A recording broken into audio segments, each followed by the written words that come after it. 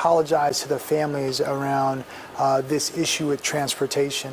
We've been working feverishly to be able to address this issue. As a matter of fact, yesterday, even as we went through with the board and we provided stipends for bus drivers and mechanics and those things, there's still been, as you can imagine, challenges.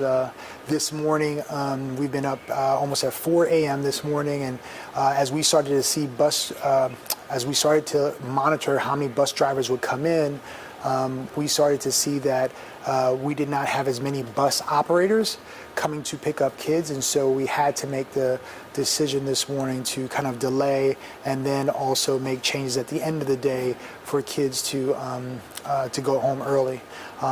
We're still working through some of those issues, but we believe we're getting closer and closer to a plan on trying to solve the transportation issue, but we wanted to apologize to families about that.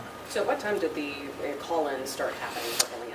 Yeah, so bus drivers arrive in their job about 4:30 in the morning, and then we start to just monitor how many bus drivers come in, because they're usually on the road about 5:20, 5:30, as they start getting up their pickups. And we started to see that became there wasn't enough operators coming in, and so we made the call by around 6 a.m. and so we have to start making some changes.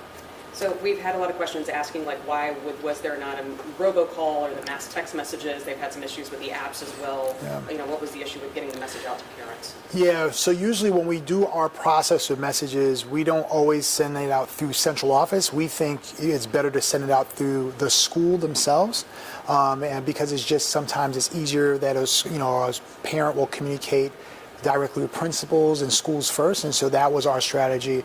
But today I met with all the principals in the school system to debrief about this morning around the process, and they said that they'd like for us to make some of those shifts, and so we're going to make the shift that we'll send an all-out robocall, and also start to try to make sure there's another process to communicate. So the school leaders helped us figure out some of that this morning.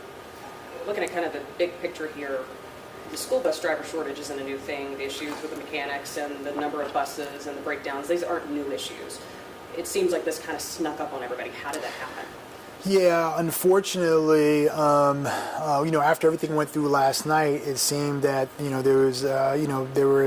looks like bus operators were, or certain folks were not very happy about the issue with the salary, and so they made different sets of decisions. And so I actually have an emergency meeting I'm going to have with bus drivers on Monday to actually have a conversation with them, just so we can kind of get a better place, so we can move it forward.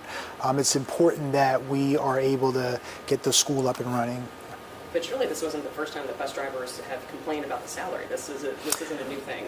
No, it's not the first time. But the reality is, the board has their fiduciary responsibility to make decisions, to make sure that they're making decisions that puts us in a very good place as a school district. I always give them a recommendation, and then they go from there.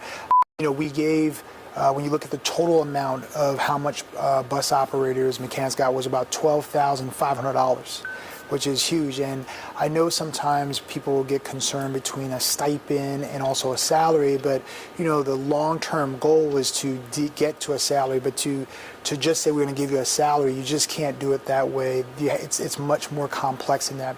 But when you calculate the amount that they were given by the board for a stipend, and you look at how much that is connected to their current amount, it's a very huge jump.